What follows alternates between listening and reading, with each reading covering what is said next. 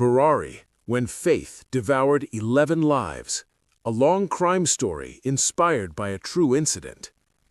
Delhi never sleeps, but on the morning of July 1, 2018, Burari had fallen silent. A crowd had gathered outside a 3-story house in lane number 6. The door was open.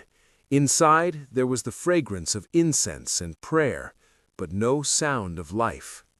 When the police entered, the moment the SHO stepped inside, his eyes moved upward, and the very next second, his hands began to tremble. From the ceiling hung 10 human bodies, white clothes, blindfolded eyes, mouths covered, hands tied behind their backs. No one had tried to escape. No one had screamed. Everything was so organized that it looked less like a suicide and more like a religious ritual. On the floor below lay the body of 76-year-old Narayani Devi. Her neck was not tied. This was the moment when India's most mysterious family case began.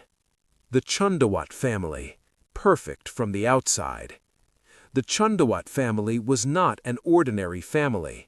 11 members, a joint family living together, an electronics business, religious, social, respected. Neighbors said, "We never heard any fights." They respected each other deeply. So the question was, what happened that an entire family embraced death together? Lalit, the quiet man. Lalit, the younger son of the family, soft-spoken, calm, deeply religious. A few years earlier, he had lost his voice in an accident. After treatment, his voice returned, but after that, he began to say, "My Father speaks to me. He shows me the path." The family saw this as a miracle. This was where mental control began. The diaries, a script for death. The police recovered 11 thick diaries from the house. They contained detailed records of the last 11 years. Daily rules were written: when to wake up, what to wear, whom to speak to, how to perform prayers. And on the final pages it was written, "Today is the final test. Do not be afraid. Keep the noose loose. Baba will save everyone." This was not a sudden decision. It was the result of years of brainwashing. Who was Baba? One name appeared again and again in the diaries: Baba. Baba equals the deceased head of the family. Lalit claimed that Baba's spirit entered him, that it gave him instructions. Slowly, the entire family began to believe that Lalit was not just a man, but a medium. The final night, June 30th, 2018, Saturday night. A special ritual was arranged in the house. Everyone wore new clothes. Mobile phones were switched off.